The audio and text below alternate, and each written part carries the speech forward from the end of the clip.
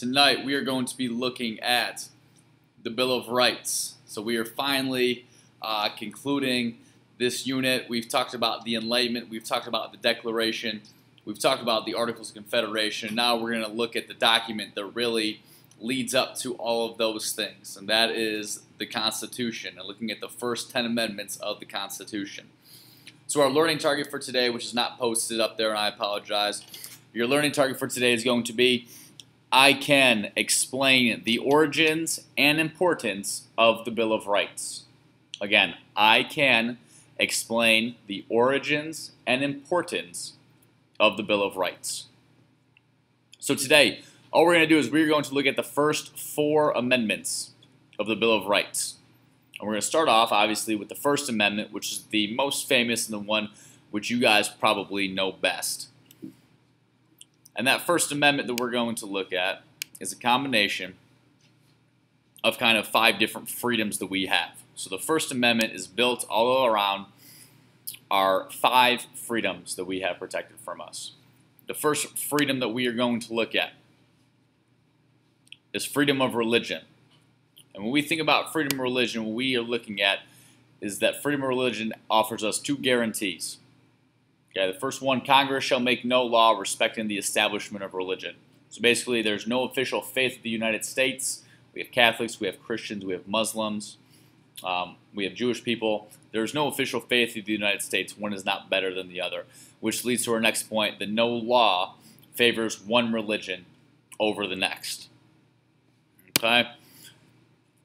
The second one that we were looking at, prohibiting the free exercise thereof, which essentially means that people can believe what they want without fear of punishment. And for that note, they can also not believe what they want.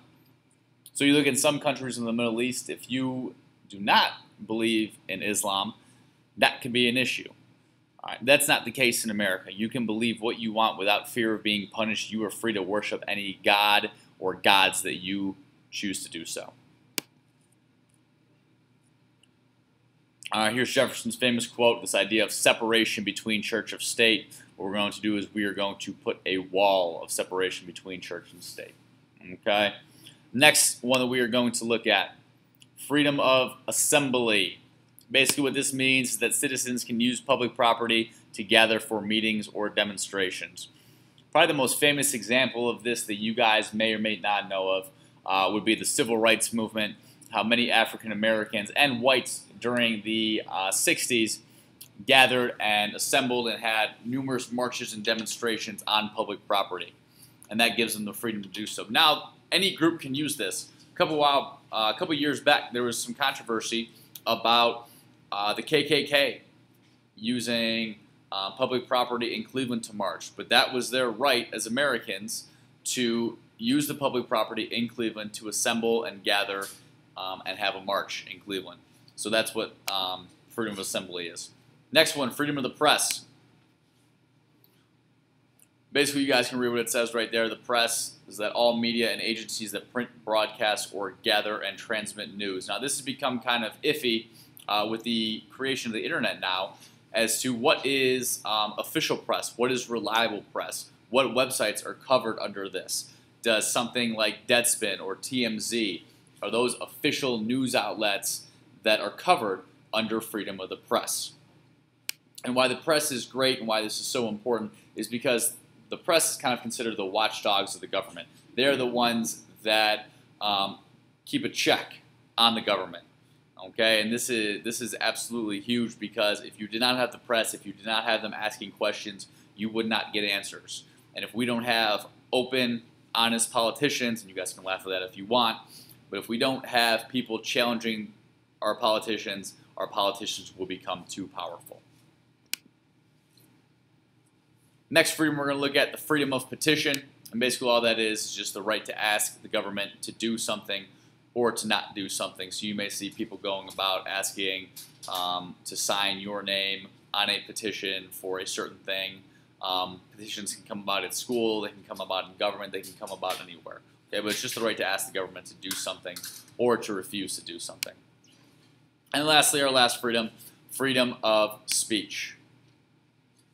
Okay, and basically all this is saying is that unpopular speech is protected.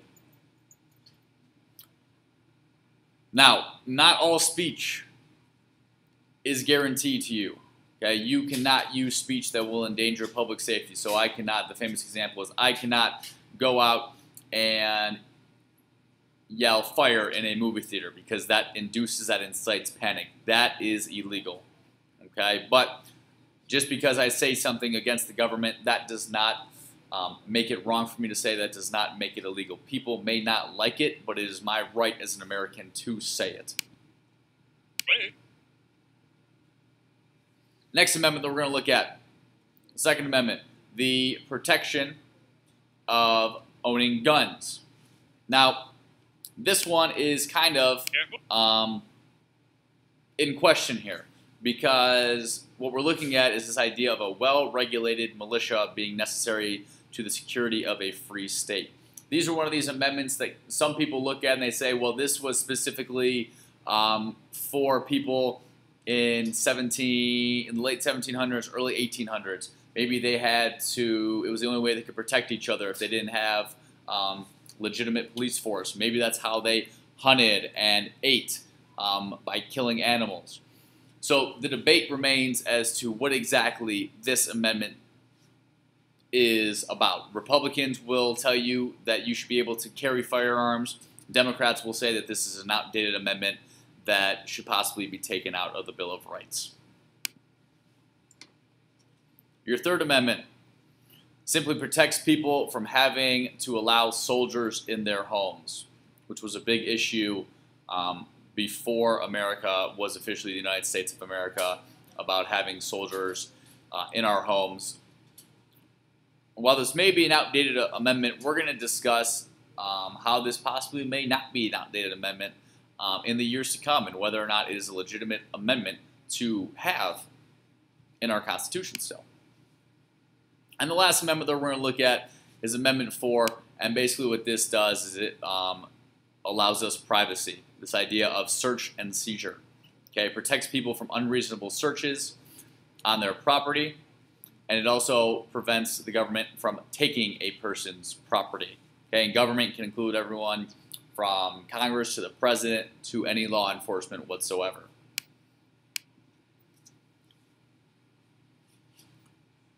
Now, if people believe, so if the police believe that there is reason to search your home, they must guarantee or they must receive a warrant. Now, there are some, what's the word I'm looking for? There are some exceptions to this law, but for the most part, if you want to search a home, you have to get a warrant from a judge and have to have reasonable cause.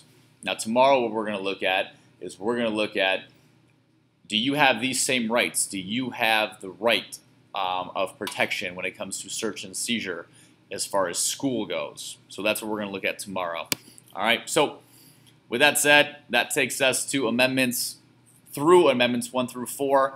I hope you guys enjoyed this little presentation. We will look more at these tomorrow, and we will go from there. So I hope you guys all have a great night, and I will see you then. Goodbye.